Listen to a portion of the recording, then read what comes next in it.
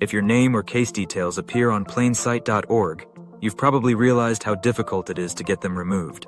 PlainSite has one of the most strict removal policies out there, and for most people, direct removal simply isn't an option.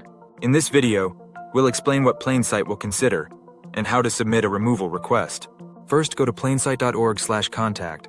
Select the option that matches your request. So either I have a court order that requires you to remove information, or I would like to suppress information affecting me. Provide supporting documents, such as a sealing or expungement order, proof of inaccuracies or evidence showing harm caused by the record. If a court seals or expunges your case, PlainSite may remove it if you provide an official order. For most cases, PlainSite will deny removal if you don't have a court order to remove your information. This means suppression is your best bet. Suppression focuses on pushing the PlainSite listing down in Google by creating and ranking positive content tied to your name. When done right, these can outrank PlainSite and replace it with content you control.